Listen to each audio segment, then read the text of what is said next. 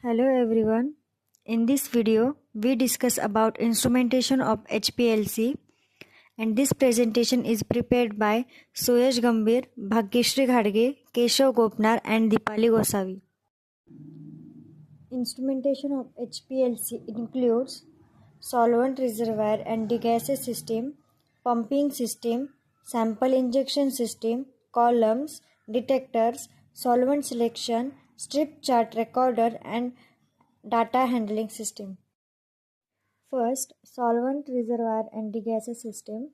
Mobile phase used in HPLC may be mixture of organic solvent or an aqueous organic mixture or of buffer solution. Selection of mobile phase depends on chromatographic method and the detector to be used. Degassing system. Degassing is performed by subjecting the mobile phase under vacuum, distillation, spurging with a fine spray of an inert gas of low solubility, example helium, heating and ultrasonic stirring. Second is pumping system. In these, there are three types of pump that are used in HPLC. First is screw-driven syringe pump. Second is reciprocating pump. Third is pneumatic or constant pressure pump. In this pumping system, first pump is screw-driven syringe pump. A variable speed stepper motor turns a screw that drives a piston which displaces the mobile phase from the chamber. The flow is pulse-free and varies with the motor speed. The given diagram shows the screw-driven syringe pump. In this pumping system, second pump is reciprocating pump. In comparison to syringe pump, the reciprocating pump have unlimited capacity and their internal volume can be adjusted to very low, ranging from 10 to 100 microliter. The flow rate can be altered by varying the length of piston, stroke or motor speed. In this pumping system, third pump is pneumatic or constant pressure pump. This is simplest form of pump consisting of collapsible solvent container inside a vessel pressurized by a compressed gas. These pumps are inexpensive and pulse-free. They also cannot be operated in gradient elution mode. Third is sample injection system. In these, there are three modes of sample injection system used in HPLC. First is spectrum injectors. Second is stop flow spectrum less injection. Third is micro volume sampling valves. The given figure describes the operation of sample loop in two modes. First is sampling mode, second is injection mode. The sample is introduced into external loop in the micro volume sampling valves at atmospheric pressure and then injected into the mobile phase through rotation to the valves. The sample volume ranges between 2 to 100 microliter but can be varied by changing the sample loop volume or by using specific variable volume valves. Fourth is columns. Columns constructed of liquid chromatographic column is done with stainless steel tubing. Glass or typhoon tubing is used for lower pressure. The inside diameter and length of column ranges between 2 to 5 mm and 10 to 30 cm respectively. Columns packaging have particle size ranges from 3 to 10 micrometer. These type of columns carry 40,000 to 60,000 plates per meter. In these columns, there are two types are used in HPLC. First is guard column and second is column thermostats. In this column system, the first column is guard column. It is a short column present between the injector and the analytical column. In this packaging composition of guard column and analytical column is similar, but particle size is larger in guard column to aid in the reduction of pressure drop. The benefit of guard columns are they eliminate foreign particles and the contaminations from the solvents, thereby improving the life of analytical column. The liquid-liquid chromatography, they minimize the loss of stationary phase from the analytical columns since the mobile phase is saturated with the stationary phase. A guard column and the retention gap are the same but functionally different. In this column system, second column is column thermostats. In these, chromatographic operations are done at room temperature without the requirement of sharp control of column temperature. That improves chromatogram are obtained if sharp column temperature is maintained constant to the few tenth of degree Celsius. To achieve a constant and precise temperature control, water jackets are fitted in the column. The modern commercial instrumentation contains heaters for controlling the column temperature to a few tenths of the degree from near ambient at 150 degrees Celsius.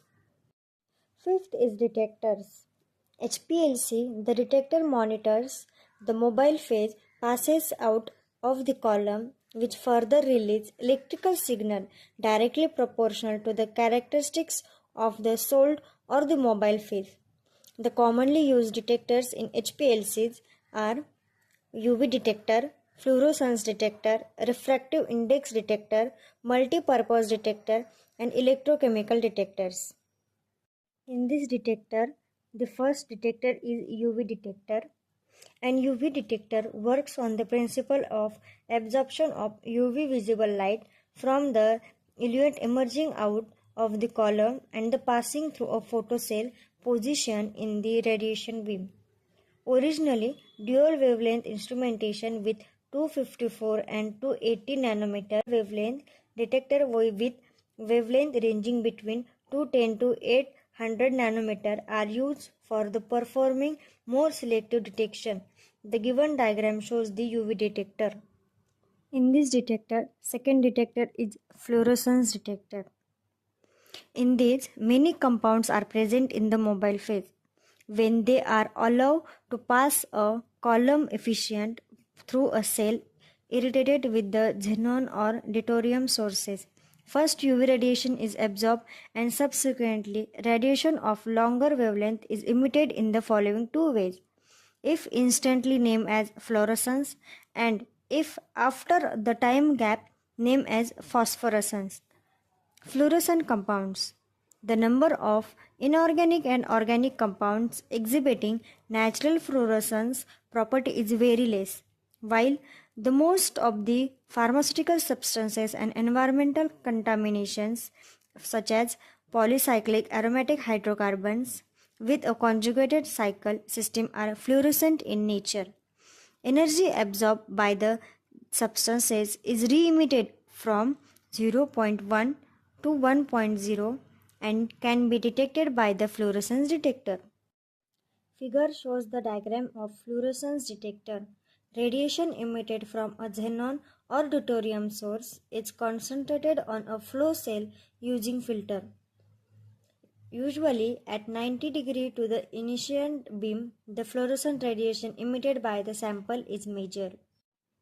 In this detector, the third detector is refractive index detector.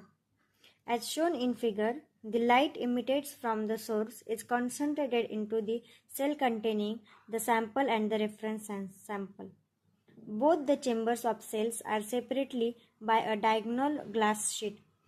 The light passes through the cell and reaches to the beam splitter that diverts the light towards two photocells. In this detector, the fourth detector is multi-purpose detector. They includes three detectors that are combined and kept together in a single unit. The three different detectors perform the following functions. First is fluorescence function. They monitor emission above 280 nanometer based on excitation at 254 nanometer. Second is UV function. It is fixed wavelength, 254 nanometer detector. Third is conductance. Conductance function. The metal inlet and outlet tubes functions like electrodes that measures the conductance of ions. In this detector, the fifth detector is electrochemical detector. Practically, it is difficult to utilize the function of electrochemical reduction as a mean of detector of HPLC. This is because reduction of oxygen in the mobile phase causes serious interferences. It is the most impossible to remove oxygen completely. Therefore, electrochemical detectors generally depends on the oxidation of solute. Compounds like aromatic amines, phenols, ketones, aldehyde, and heterocyclic nitrogen compounds can be detected conveniently.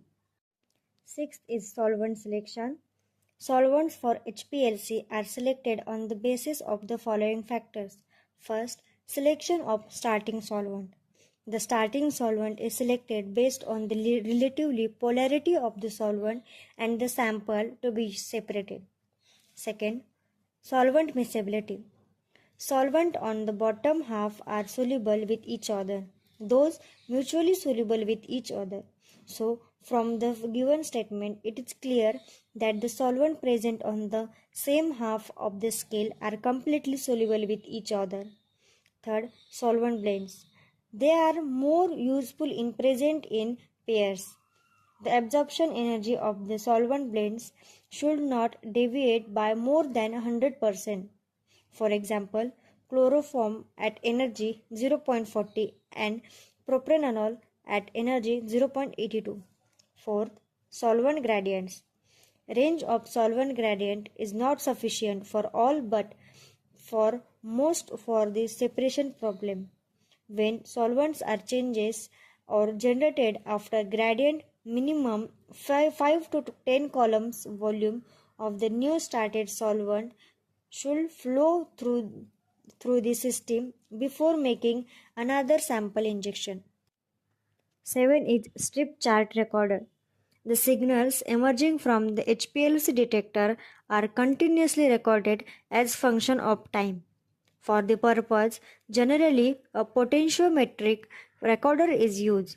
The most efficient recorder is that which records 1 to 10 microvolume full scale deflection over a stretch of approximately 10 inches and having a response time of 1 second or less. Therefore, the most preferred recorder is a strip chart recorder with variable chart speeds ranging between 5 to 10 mm per minute. 8 is data handling system.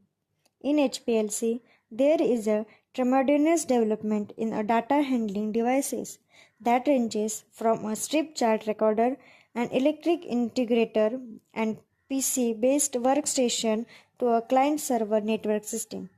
The atomization and the sophistication has also advanced with the time. In a chart recorder, the peak height are measured manually. The integrator includes built-in algorithm for peak integration, calculation, and report generation. At the present time, PC-based workstations are in use. This device performs such addition functions like achieving the data and have a full HPLC system control over a user-friendly graphic interference. Thank you.